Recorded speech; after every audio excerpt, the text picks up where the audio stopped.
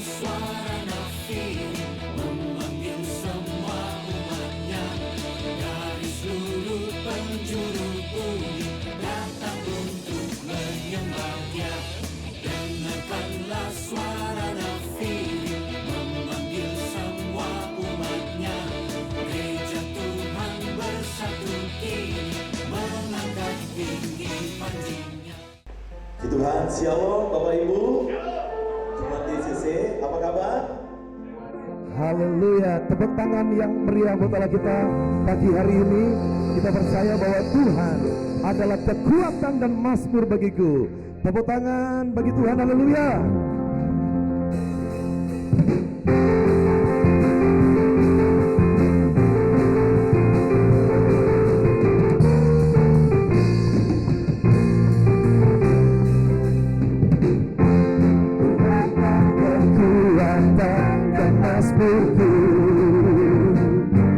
Dia gunung batu dan keselamatanku. Hanya padamu hatiku percaya. Kau benar dan tetap perlindungan. Bima selalu bersungguh sebab cintamu padaku takkan pernah berubah. Hatiku percaya walaupun diterjang gunung-gunung beranjak, namun kasih setiamu tak pergi dariku.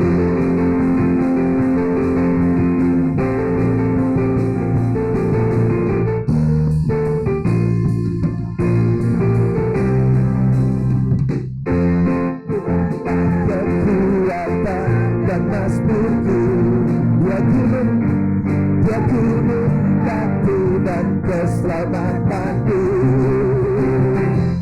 Hanya padamu hatiku percaya. Kaulah kebenaran dan tetap perlindungan. Bima selalu bersungguh sebab cintamu padaku takkan pernah berubah.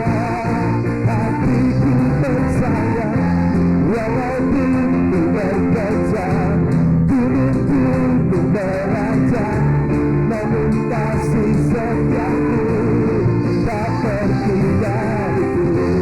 Bima selalu bersungguh sebab cintamu padaku takkan pernah berubah. Hatiku percaya walaupun berkejam gunung-gunung beranjak, namun kasih setiamu tak pergi dariku. Kasih setiamu tak pergi dariku. Kasih setiamu tak pergi dariku.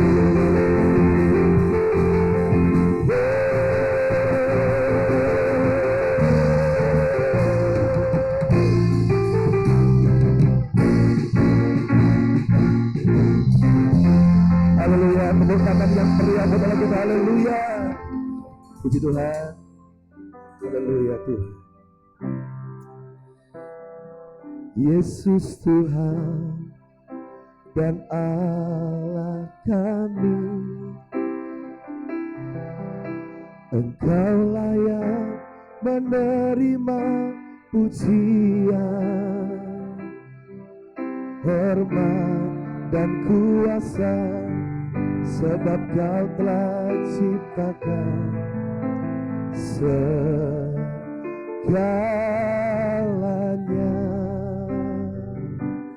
Oleh karena kehendak semuanya itu ada, semuanya itu telah ada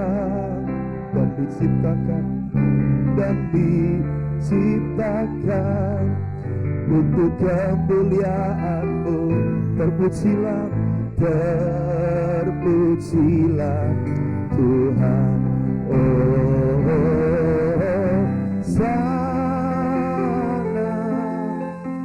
terpujilah Tuhan, terpujilah Tuhan Yesus. Hosana, terpujilah Tuhan, terpujilah Tuhan Yesus.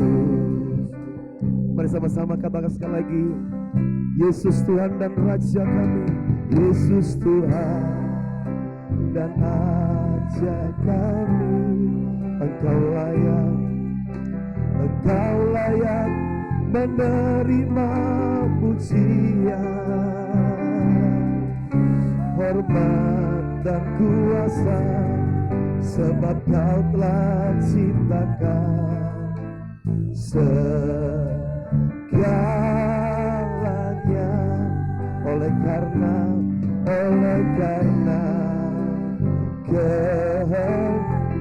semuanya itu ada, semuanya itu telah ada dan diciptakan untuk kemuliaan-Mu. Terpujilah. Mari sambil angkat tangan sama-sama. Hosana, terpujilah Tuhan, terpujilah Tuhan Yesus. Hosana, terpujilah Tuhan, terpujilah Tuhan. Mari sama-sama katakan Hosana. Hosana, terpujilah Tuhan, terpujilah, terpujilah Tuhan Yesus. Hosana, terpujilah, terpujilah, terpujilah Tuhan. Mari sama-sama.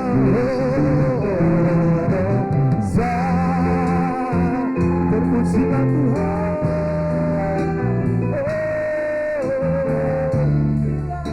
terpujilah,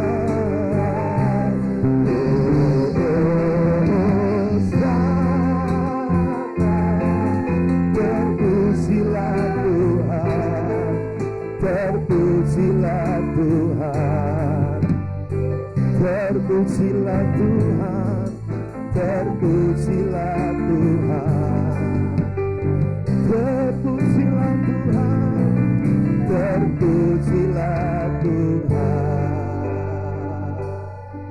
Yesus.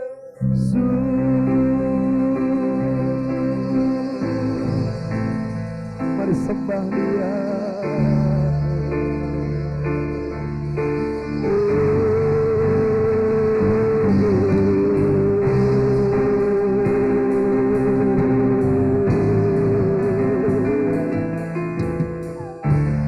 Dalam hadiratnya membawa pujian bagi Tuhan.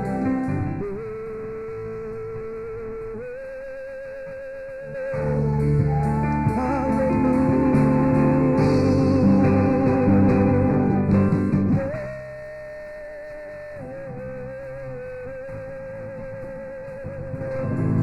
Semuanya ada oleh karena kehendak-Mu ya Tuhan. Haleluya.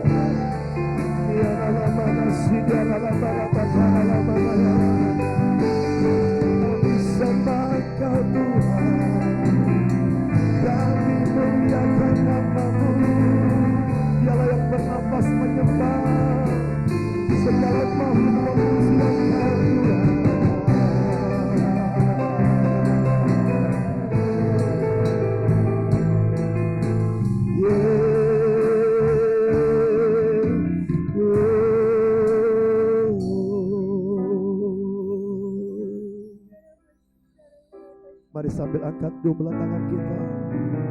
Terima kasih Tuhan.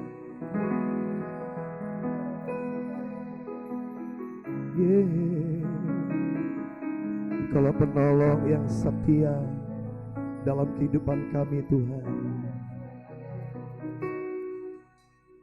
Penolong setia memenuhi keperluanku, tak pernah Dia mengecewakan. Yesusku tak pernah gagal.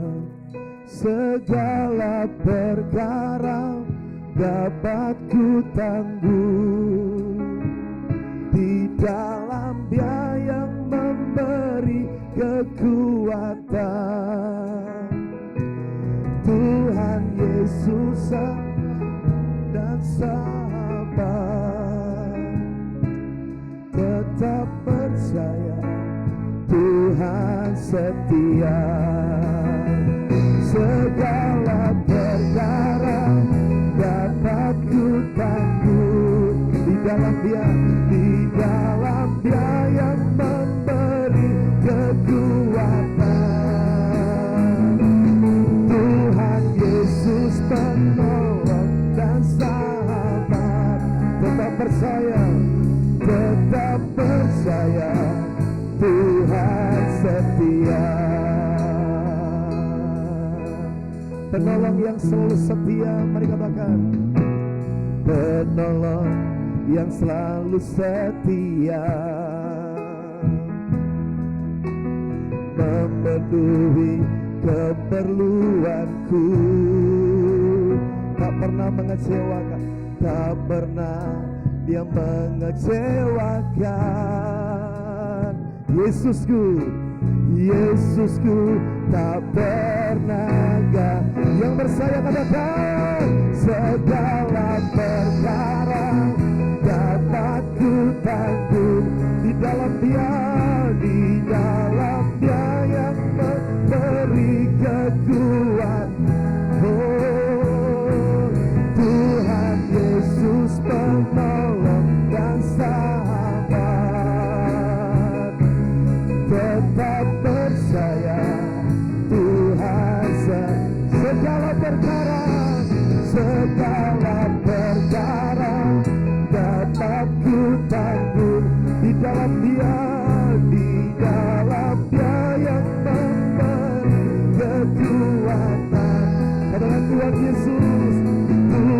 Yesus penolong dan sahabat, tetap percaya Tuhan setia. Segala perkara dapat ku tanggung di dalam Dia yang memberi kekuatan. Tuhan Yesus penolong dan sahabat, tetap percaya Tuhan setia. Mari Bapak Ibu kita angkat tangan kita di hadapan Tuhan. Kita percaya bahwa segala perkara dapat kami tanggung di dalam Dia yang memberikan kekuatan, keamanan, damai sejahtera, bahkan kemenangan lebih daripada pemenang. Kita percaya pada waktu kita boleh mengangkat kedua belah tangan kita di hadapan Tuhan, ada pertolongan yang daripada Tuhan yang dialirkan pada pagi hari ini, yang akan menjangkau, menjamah, memulihkan, menyelamatkan, menyembuhkan dimanapun kita boleh berada. Pada waktu kita boleh percaya kepada Tuhan, walaupun kita dibatasi oleh ruang, waktu dan jarak, namun oleh karena Tuhan ada di tengah-tengah kita, dan Tuhan ada di hati kita, dan Tuhan ada di mulut kita. Pada waktu kita mengucapkan firman dalam bentuk pujian kepada Tuhan, percayalah kuasa yang membangkitkan akan turun bagi setiap kita, pagi hari ini. Mari sama-sama katakan pujian ini. Segala perkara dapat ku tangguh di dalam Dia yang memberi kekuatan. Tuhan Yesus penolong dan sahabat. Tetap percaya Tuhan. Mari angkat tanganmu. Segala perkara, segala perkara dapat ku tangguh di dalam Dia yang memberi kekuatan. Katakan Tuhan Yesus. Tuhan Yesus penolong dan sahabat. Tetap percaya Tuhan setia. Sama-sama katakan segala perkara. Segala perkara dapat ku tangguh di dalam Dia memberikan kekuatan. Di dalam Dia yang memberi kekuatan. Tuhan Yesus, Tuhan Yesus penolong dan sahabat. Tetap percaya Tuhan. Mari sama-sama katakan sekali lagi. Segala perkara, segala perkara dapat ku tangguh di dalam Dia, di dalam Dia yang memberi kekuatan. Tuhan Yesus penolong dan sahabat. Tetap percaya, tetap percaya Tuhan. Tetap percaya, tetap percaya Tuhan setia. Tetap percaya, tetap percaya Tuhan setia.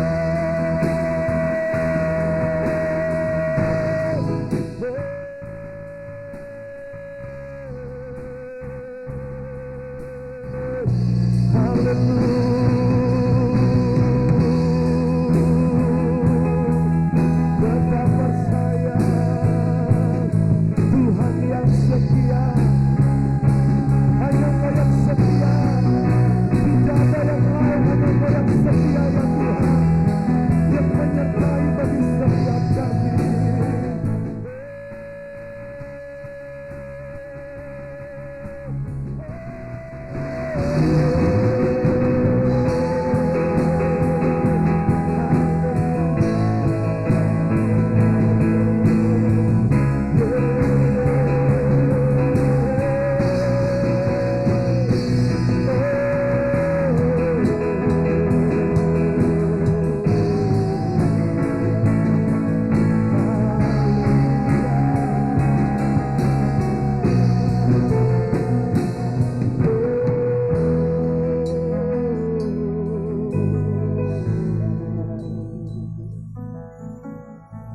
Haleluya.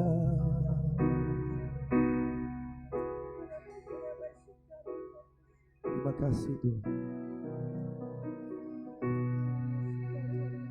Saat ku tak melihat jalan-Mu, saat ku tak mengerti rencana-Mu, namun tetap ku pegang janji-Mu. Pengharapanku hanya pada-Mu. Hatiku percaya.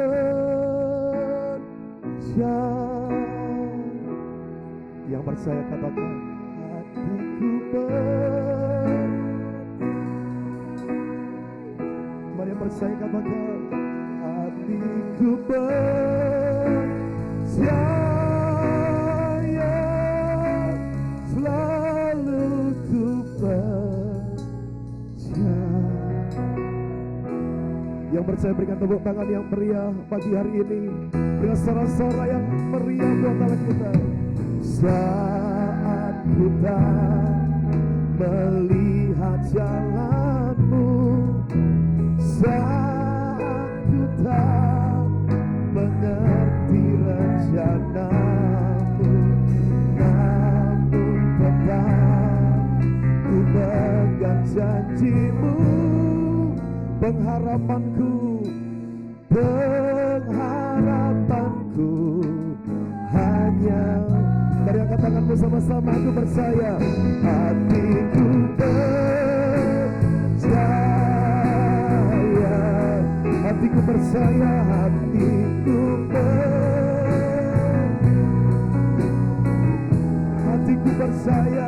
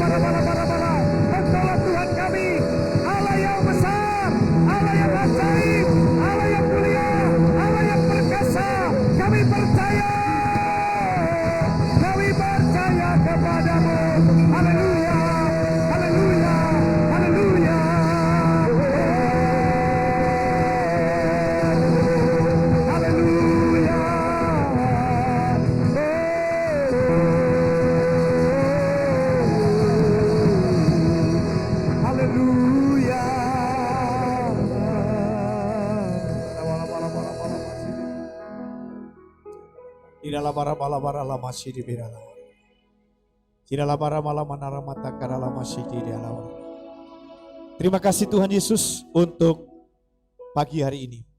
Kembali kami datang, kami siap untuk mendengarkan akan firman-Mu.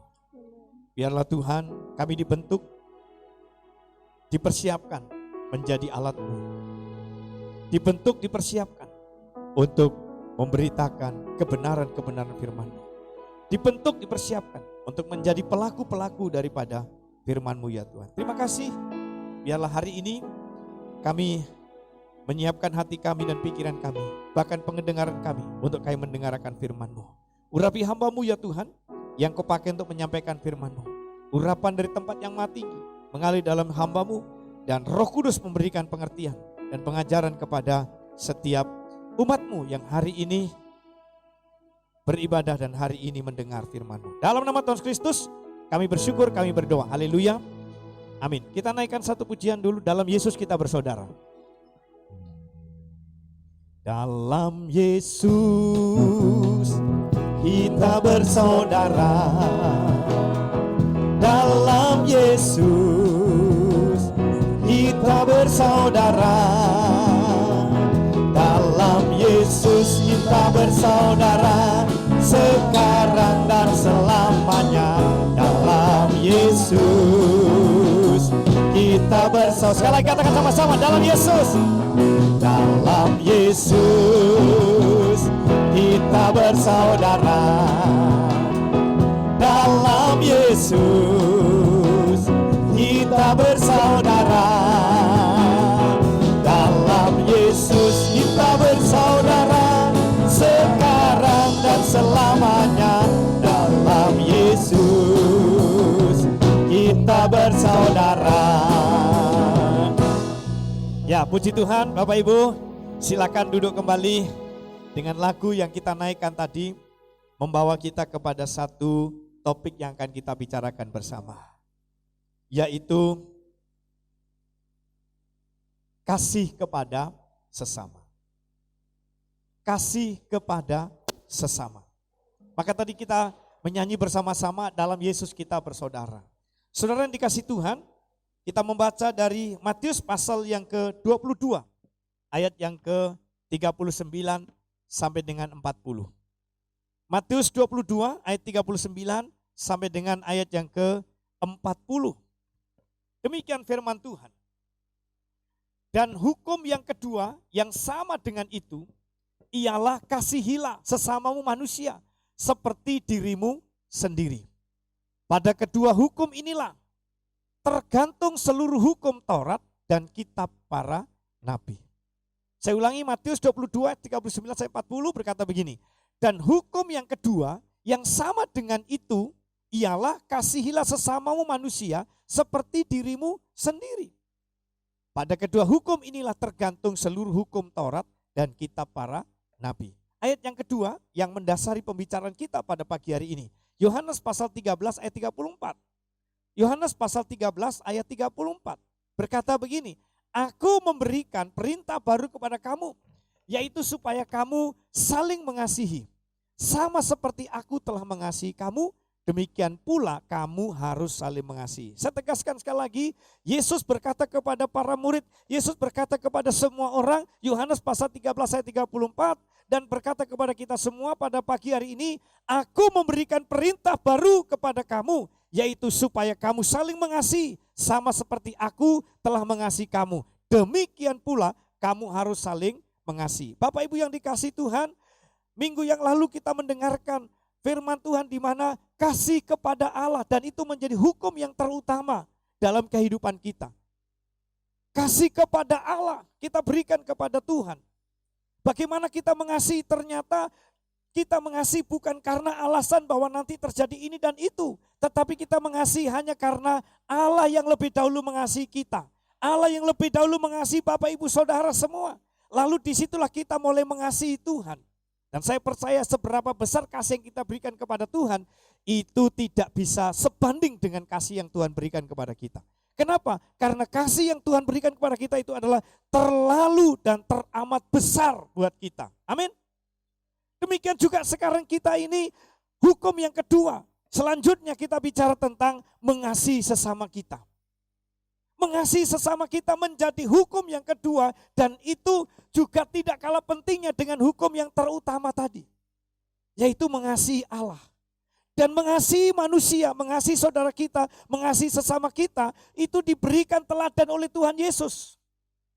Jadi kalau kita mengasihi manusia ini bukan karena hal-hal yang lain, tetapi karena apa? Karena sudah diberi teladan oleh Tuhan Yesus. Dikatakan di bagian B, sama seperti aku telah mengasihi kamu, demikian pula kamu harus saling mengasihi. Dan itu adalah perintah daripada Tuhan Yesus untuk kita kerjakan. Jadi ketika kita mengasihi sesama kita itu adalah karena Yesus sudah mengasihi kita lebih dahulu. Maka kasih yang dari Yesus kepada kita ini kita berikan kepada orang-orang sekitar kita. Dan bukankah orang sekitar kita ini adalah masih bersaudara kepada kita? Amin. Makanya tadi kita katakan dalam Yesus kita bersaudara. Dan itu juga menjadi moto bagi gereja Bethesda Indonesia. Dalam Yesus kita bersaudara. Kalau bicara dalam Yesus kita bersaudara, maka di sana sini tidak ada permusuhan. Yang ada adalah kita saling menolong satu dengan yang lain. Amin. Apalagi dalam berjemaat. Apalagi di dalam satu keluarga. Tidak ada permusuhan. Mosok kakak dengan adik bermusuhan. Suami dengan istri mosok bermusuhan. Mertua dengan menantu mosok bermusuhan. Menantu dengan mertua mosok bermusuhan. Itu berarti tidak mengerti bahwa di dalam Yesus kita bersaudara. Kalau mengerti di dalam Yesus kita bersaudara, maka mertua dengan menantu hidup rukun bersama. Amin. Suami dengan istri hidup rukun bersama. Papa, mama dengan anak-anak hidup rukun bersama. Seluruh anggota keluarga hidup rukun bersama. Dengan tetangga, dengan siapapun hidup rukun bersama. Itu yang menjadi perintah daripada Tuhan yang tidak kalah pentingnya dengan hukum yang terutama dan yang pertama. Nah, ini ketika kita mengasihi Tuhan, Bapak Ibu, bukan untuk kepentingan kita sebenarnya. Ketika kita mengasihi saudara-saudara kita, bukan untuk kepentingan kita. Tetapi ketika kita mengasihi saudara kita, ada satu tujuan. Apa tujuannya? Adalah menjadi seperti tujuan daripada Allah. Apa tujuan Allah mengasihi manusia? Tujuan Allah mengasihi manusia adalah supaya setiap manusia yang berdosa itu diselamatkan dan bisa kembali bersekutu dengan Bapa. Amin. Kembali bersekutu dengan Allah, kembali punya hubungan lagi yang karib dengan Allah. Ketika Allah mengasihi kita, demikian juga diteruskan kita mengasihi saudara-saudara kita mengasihi orang-orang sekitar kita adalah dengan satu tujuan, yaitu tujuan daripada Allah supaya semua orang melihat kemuliaan Allah, semua orang menjadi memuliakan Allah. Amin. Kasih tepuk tangan buat Allah kita. Jadi ketika kita mengasihi saudara-saudara kita, ketika kita mengasihi orang-orang sekitar kita adalah dengan satu tujuan, yaitu tujuannya untuk menyamakan persepsi dengan Allah, yaitu tujuan apa? Tujuan untuk semua memuliakan Allah. Nah, kita orang-orang yang dipilih oleh Allah, kita orang-orang yang diselamatkan oleh Allah, kita mendapat perintah yang baru daripada Allah, walaupun ini perintah yang lama. Tetapi ini kita dapatkan menjadi perintah yang baru untuk kita teruskan kepada setiap orang sekitar kita. Dalam Yesus kita bersaudara. Kasih salam kanan dan kiri yang ada sekitar saudara. Dalam Yesus kita bersaudara. Dalam Yesus kita bersaudara. Amin. Puji nama Tuhan. Mari kita melihat. Tujuan daripada kita mengasihi saudara-saudara kita adalah untuk memuliakan Allah. Alangkah indahnya kalau di dunia ini semua hidup rukun bersama. Maka saya percaya Tuhan akan mencurahkan berkat-Nya. Alangkah indahnya kalau dalam rumah tangga hidup rukun bersama, tidak ada perpecahan, tidak ada perselisihan, tidak ada pertengkaran. Maka kesanalah Tuhan akan mencurahkan berkat-Nya. Tetapi kalau seandainya dalam satu rumah tangga ada kekacauan, dalam saudara ada permusuhan, dalam saudara ada perselisihan, dalam saudara ada pertengkaran, maka tertutuplah berkat Tuhan kepada setiap kita. Tapi ketika hidup rukun bersama, saling mengasihi satu dengan yang lain, kesanalah Tuhan mencurahkan berkat. Nah, sekarang kita melihat tanda-tandanya. Orang yang benar-benar mengasihi sesamanya. Dimulai dari mana? Yang pertama kita akan membaca dari Matius pasal 9 ayat 36. Matius 9 ayat 36 dikatakan begini. Melihat orang banyak itu, tergeraklah hati Yesus oleh belas kasihan kepada mereka. Karena mereka lelah dan terlantar. Seperti domba yang tidak bergembala. Bapak Ibu, keadaan yang ada di sekitar kita. Alkitab mencatat bahwa mereka terlantar seperti domba yang tidak bergembala. Apalagi dimunculkan di sana tidak ada kasih. Apalagi di sana dimunculkan satu dengan yang lain tidak ada kasih. Tidak saling mengasihi, tidak saling menyayangi. Maka yang terjadi adalah permusuhan sana dan sini, pertengkaran sana dan sini, perselisihan sana dan sini. Menjadi terlantar, menjadi tidak tergembalakan. Maka yang harus muncul dalam kehidupan kita sebagai orang yang mengerti tujuan Allah untuk memilih dan memanggil setiap kita adalah supaya kita juga mengasihi orang lain dan kita memuliakan Allah. Oleh karena itu di bagian yang pertama, tanda dari orang yang mengasihi sesamanya, orang itu mulai memiliki belas kasihan. Memiliki belas kasihan, memiliki iba, memiliki belas kasihan. Melihat orang banyak tergeraklah hati Yesus oleh belas kasihan kepada mereka. Melihat orang banyak yang terlantar, melihat orang banyak yang sedang tidak tahu arah tujuan hidup mereka. Maka dibutuhkan di sana orang-orang yang mengerti kasih daripada Allah, orang-orang yang menangkap kasih daripada Allah, itu dipraktekkan dalam kehidupannya untuk mengasihi sesamanya.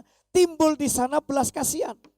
Kalau tidak ada belas kasihan, maka tidak akan muncul kasih itu kepada saudara-saudara kita.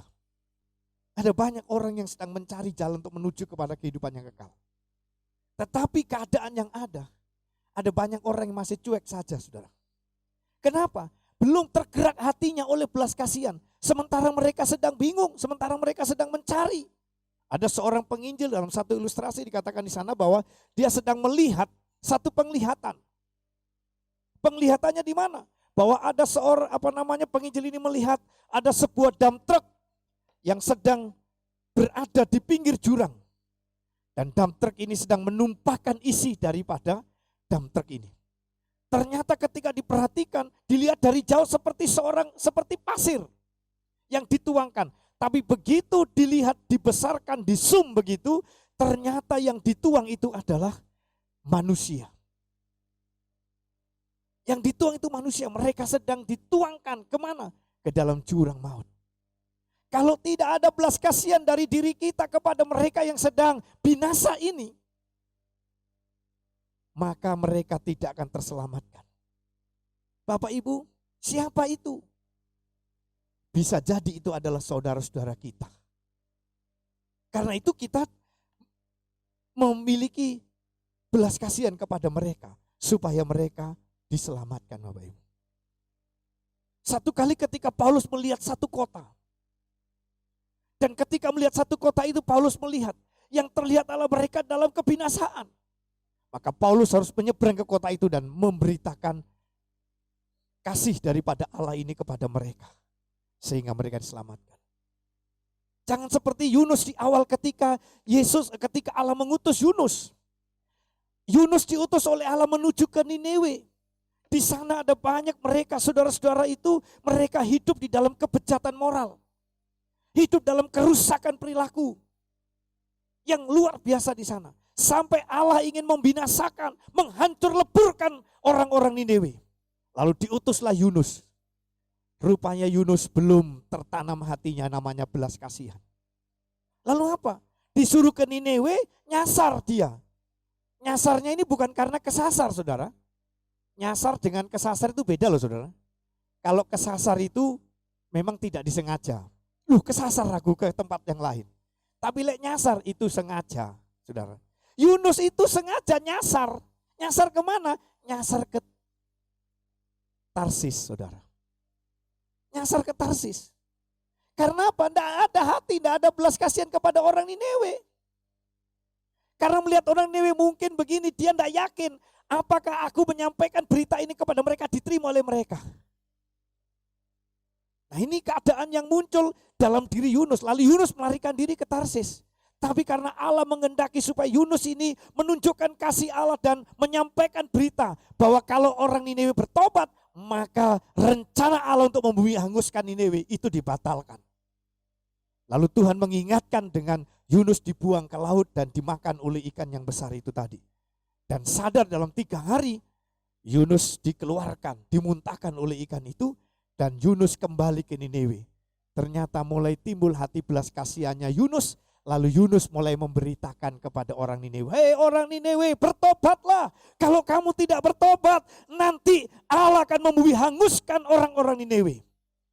Dan ketika dengan lantang dia beritakan itu kepada orang Niniwe menjadi bertobat. Bapak yang dikasih Tuhan, kalau kita mengerti memiliki belas kasihan, maka masih banyak orang yang membutuhkan keselamatan. Ada banyak orang membutuhkan pertemuan dengan Allah. Ada banyak orang membutuhkan bisa mendapatkan tempat hidup yang kekal. Namun ada banyak kehidupan di antara kita ini yang belum memiliki belas kasihan. Kami berharap Bapak Ibu, lewat kebenaran firman Tuhan pagi hari ini, kita semua memiliki belas kasihan. Amin. Sehingga kepada siapapun kita akan beritahukan. Kepada siapapun kita akan menolong mereka yang sedang mencari, yang sedang membutuhkan, yang sedang memerlukan pertolongan untuk berjumpa dengan Allah. Belas kasihan itu harus ada dalam kehidupan kita sebagai orang yang ingin mengasihi sesamanya. Kalau enggak punya belas kasihan, maka tidak akan timbul di sana pertolongan. Tidak akan timbul untuk menolong orang lain. Yang pertama adalah memiliki belas kasihan. Yang kedua, mari kita melihat di dalam 1 Korintus pasal yang ke-9 ayat 21 sampai 23. Yang kedua, 1 Korintus pasal 9 ayat 21 sampai 23. Demikian firman Tuhan. Bagi orang-orang yang tidak hidup di bawah hukum Taurat, aku menjadi seperti orang yang tidak hidup di bawah hukum Taurat. sekalipun aku tidak hidup di luar hukum Allah, karena aku hidup di bawah hukum Kristus, supaya aku dapat memenangkan mereka yang tidak hidup di bawah hukum Taurat. Bagi orang-orang yang lemah, aku menjadi seperti orang yang lemah, supaya aku dapat menyelamatkan mereka yang lemah. Bagi semua orang, aku menjadi segala-galanya, supaya aku sedapat mungkin memenangkan beberapa orang dari antara mereka. Segala sesuatu ini aku lakukan karena Injil, supaya aku mendapat bagian di dalamnya. Yang kedua adalah kita harus mampu menyesuaikan untuk tujuan Allah.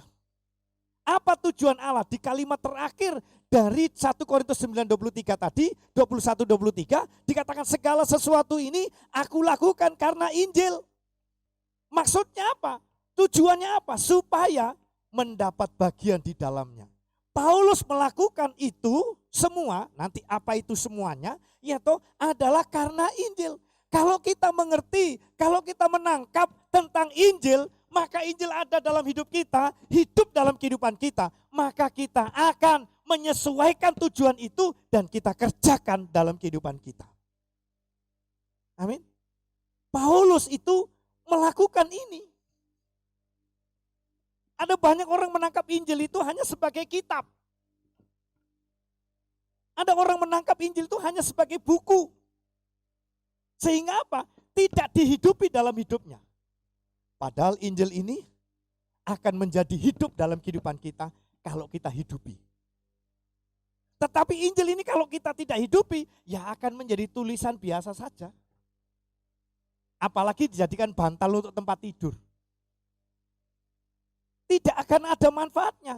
Tapi kalau Injil ini kita tangkap dan kita hidupi, maka Injil itu menjadi hidup dalam kehidupan kita.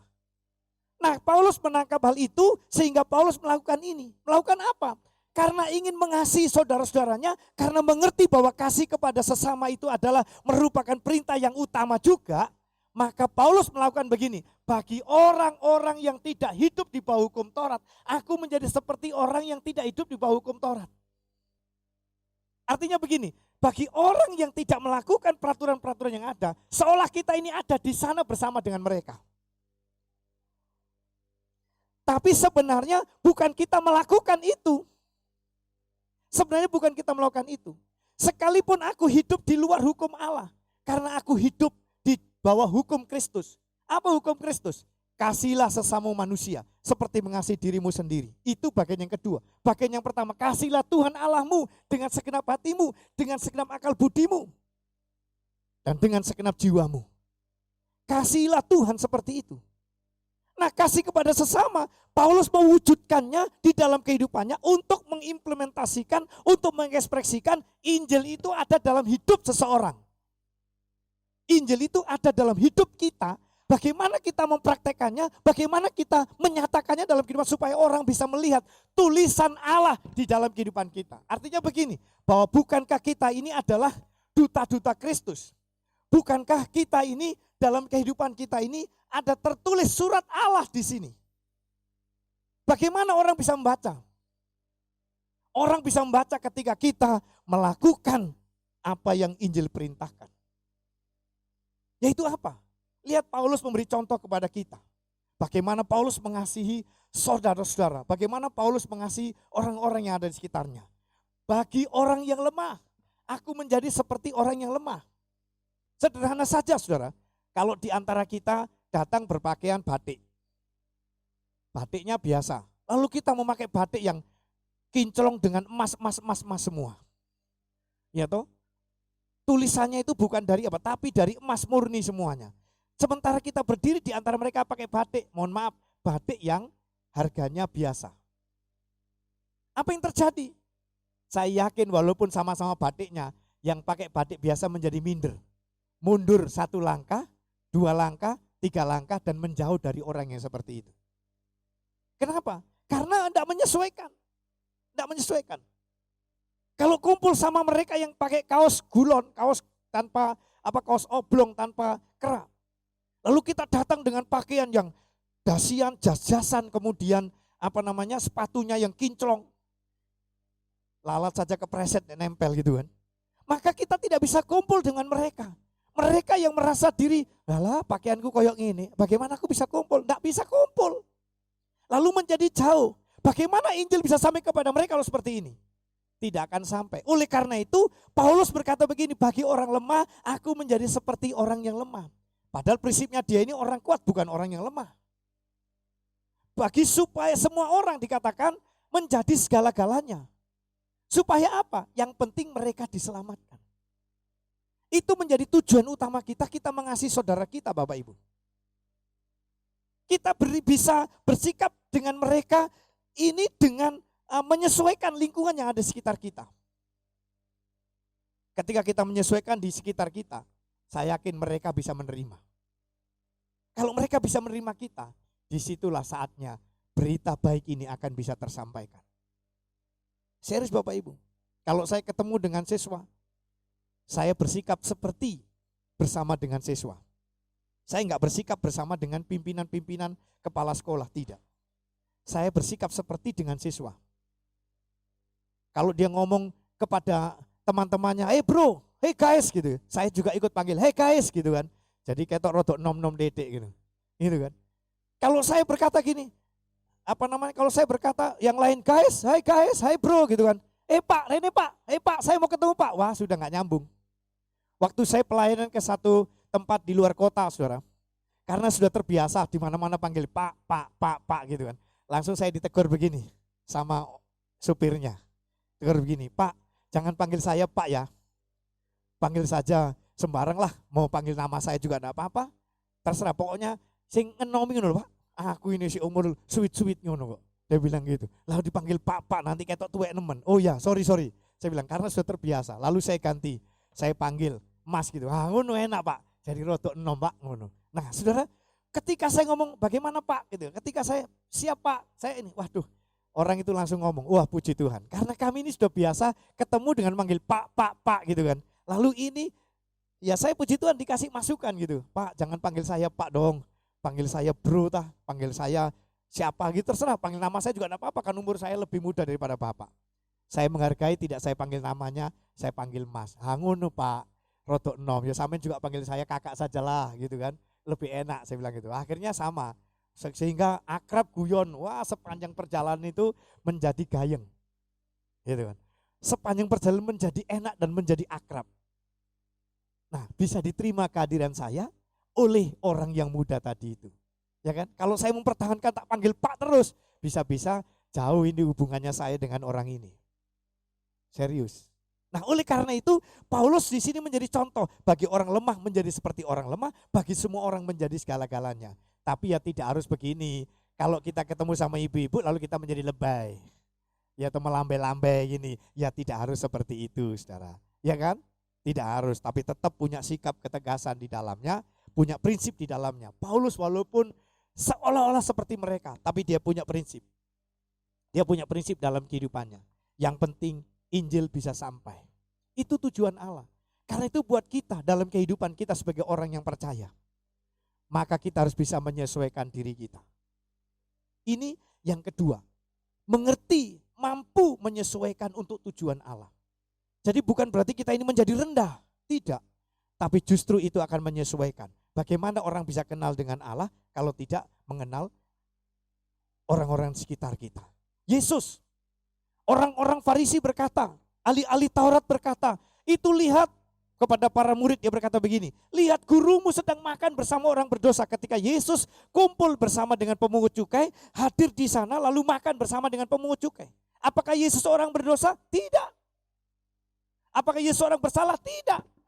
Tapi Yesus bisa menyesuaikan diri, kumpul bersama orang berdosa yang disebut oleh orang Yahudi, yaitu kaum orang-orang pemungut cukai ini. Lalu Yesus tinggal di sana, makan bersama dengan mereka.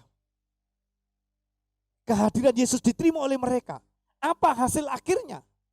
Ketika Yesus datang ke rumah pemungut cukai, yaitu Sakeus. Yesus kumpul di sana, Sakeus mengumpulkan orang-orang teman-temannya yang punya profesi yang sama. Lalu Yesus masuk di dalamnya. Yesus menyesuaikan diri dengan mereka. Ketika menyesuaikan diri dengan mereka, apa yang dilakukan? Ternyata setelah kehadiran Yesus di rumah Sakeus, maka seisi rumah itu diselamatkan. Amin. Seisi rumah itu diselamatkan. Demikian juga dengan kita. Tidak mengurangi rasa hormat kita ketika kita berlaku seperti mereka di sana. Satu tujuan, supaya kemuliaan Allah itu nyata lewat kehidupan kita sebagai orang percaya. Itu mengasihi sesama kita. Mengasihi orang-orang, mengasihi saudara kita. Yang ketiga, perhatikan baik-baik yang ketiga. Kita akan membaca dari 1 Timotius pasal 4 ayat 12 dan ayat 15. 1 Timotius pasal yang keempat ayat 12 dan ayat 15. Demikian firman Tuhan. Jangan seorang pun menganggap engkau rendah karena engkau muda. Jadilah teladan bagi orang-orang percaya dalam perkataanmu dan tingkah lakumu dalam kasihmu, dalam kesetiaanmu dan dalam kesucianmu. Perhatikanlah semuanya itu, hiduplah di dalamnya supaya kemajuanmu menjadi nyata kepada semua orang. Allah mau kita mengasihi sesama kita ini supaya kekristenan kita ini menjadi contoh. Kekristenan kita ini menjadi teladan. Kalau kekristenan kita ini menjadi teladan, yakin dan percaya Yesus akan dimuliakan. Amin. Kalau kekristenan kita tidak bisa menjadi teladan, tidak menjadi berbeda di sana, maka Kristus tidak dimuliakan. Kristus dibuat sedih dan menangis. Kenapa orang-orang Kristen yang kami pilih, orang-orang Kristen yang kami selamatkan, orang-orang Kristen yang kami tebus, lalu mereka tidak menjadi teladan dalam kehidupan mereka? Karena itu Tuhan memberi perintah kepada kita supaya kita saling mengasihi. Supaya kehidupan kita, keberadaan kita ini menjadi teladan. Ini menjadi teladan. Memang berat Bapak Ibu kalau kita mau mengasihi saudara kita yang membenci kita. Tapi kalau kita bisa melewatinya, saudara lebih daripada pemenang. Orang akan berkata, wow, ternyata orang yang percaya sama Yesus itu seperti itu ya. Tidak peduli dia di luar dirasani, diomongkan yang jelek, tapi tetap saja dia melakukan kasih kepada sesamanya. Tidak pernah membenci siapapun, tapi justru dia menunjukkan kasih. Dia menolong. Dia memperhatikan.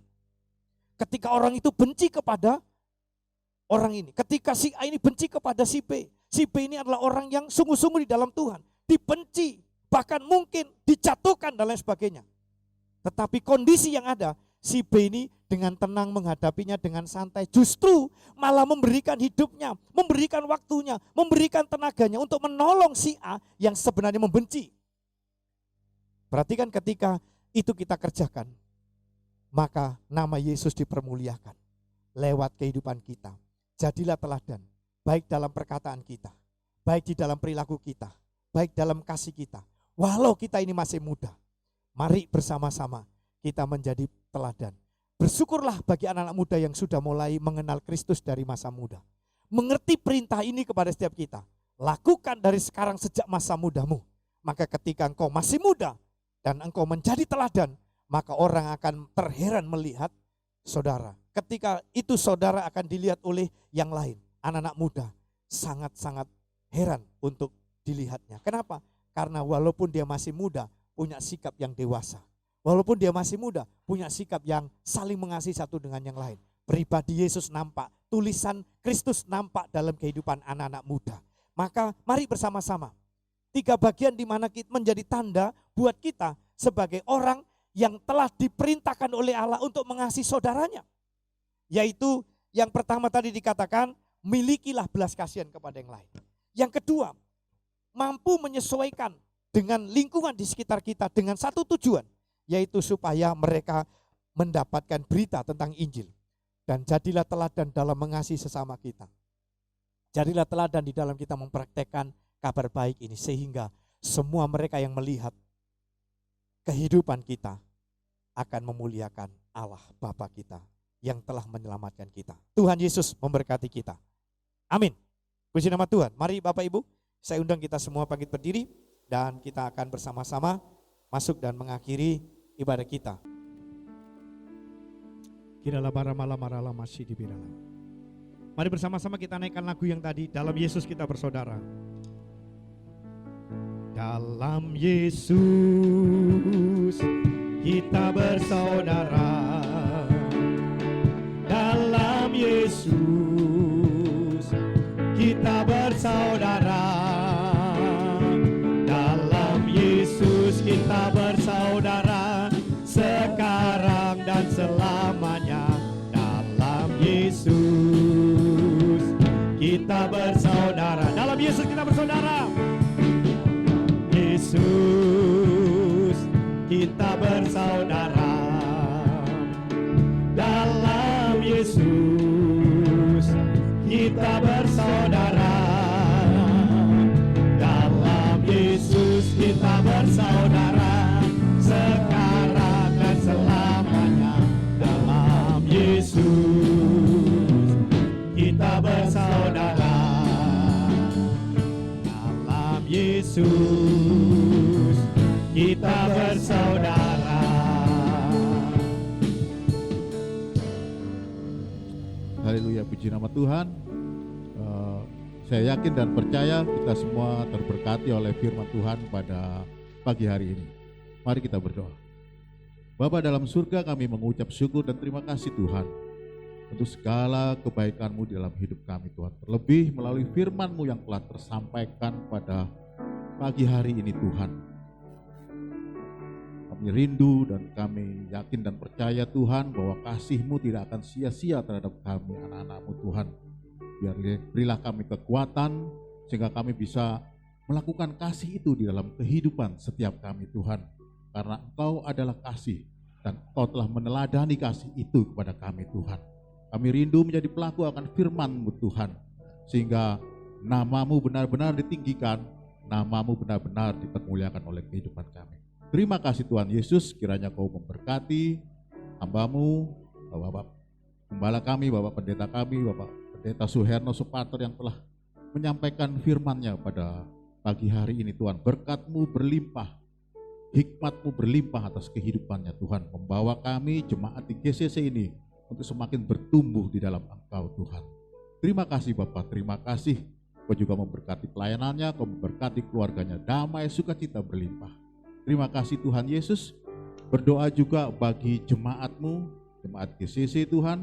Biarlah damai sukacita terus berlimpah bagi jemaat GCC ini Tuhan. Kau memberkati kehidupannya, mereka yang sakit Kau sembuhkan Tuhan, mereka yang terluka Kau balut Tuhan. Dan kami yakin dan percaya Tuhan, penyertaan-Mu, perlindungan-Mu sempurna atas kehidupan mereka masing-masing Tuhan. Terima kasih Bapak, terima kasih. Berdoa juga bagi bangsa kami Tuhan, Indonesia tercinta ini Tuhan. Di dalam masa pandemi COVID ini Tuhan, kiranya wabah pandemi ini Tuhan segera berlalu daripada negeri kami Tuhan. Kami rindu, kami percaya Tuhan, mujizat-Mu masih ada dan mujizat-Mu pasti terjadi Tuhan. Terima kasih Tuhan, berkati para pemimpin kami, Bapak Presiden, Wakil juga seluruh pejabat-pejabat Tuhan. Kiranya mereka melakukannya dengan penuh kasih Tuhan, sehingga terjalin hubungan yang luar biasa Tuhan, terlebih dalam menghadapi kehidupan saat ini Tuhan. Terima kasih Bapak, terima kasih. Kalau sebentar kami akan mengakhiri ibadah pada pagi hari ini Tuhan. Kami percaya damai sukacita-Mu berlimpah atas setiap kami Tuhan. Sebelum kami mengakhirinya Tuhan, kami akan terima berkat yang akan disampaikan oleh hamba-Mu. Bless the Lord, oh my soul, oh my soul. Worship His holy name. Sing like never before. Oh my soul, I'll worship your host. Katakan sekali lagi, bless the Lord. Bless the Lord, oh my soul. Oh my soul, worship His holy name. Sing like never before. Oh my soul, I'll worship your holy name. Kami percaya Kau memberkati setiap kami ya Tuhan. berkat yang dahsyat dan luar biasa. Apa yang tidak kami pikirkan dan apa yang tidak timbul di hati kami, Engkau telah sediakan bagi kami. Lewat ibadah yang sudah kami kerjakan pada pagi hari ini Tuhan, kami percaya Engkau menurunkan anugerah dan berkat-Mu kepada setiap kami umat-Mu, dan kepada hamba-hamba-Mu yang melayani Engkau pada pagi hari ini Tuhan. Terima kasih Tuhan Yesus, kami bersyukur, kami serahkan semua dalam tangan kasih Tuhan. Bapak Ibu tetap bangkit berdiri dan angkat kedua tangan saudara. Sambut berkat Tuhan yang dahsyat dan ajaib. Sehingga kehidupan kita ke depan akan menikmati pertolongan, keajaiban, mujizat dan juga pemeliharaan Tuhan yang luar biasa. Terimalah berkat Tuhan, berkat yang diberikan oleh Bapa di dalam anaknya Yesus Kristus, dalam persekutuan dengan Roh Kudus, memberkati Bapak Saudara mulai hari ini sampai selama-lamanya. Yang percaya diberkati Tuhan, mari semua kita berkata, amin. Puji nama Tuhan. Bapak Ibu diberkati oleh Tuhan hari ini. Kasih tepuk tangan buat Tuhan kita yang luar biasa. Haleluya. Puji nama Tuhan, ibadah kita siang hari ini selesai. Tuhan Yesus memberkati kita semua. Amin. Kemuliaannya tercurah dari surga, penuhi kami semua. Bangkitlah gerejanya, api kemuliaannya tercurah dari surga. Beritakan pada dunia bahwa Yesuslah Raja, segala raja.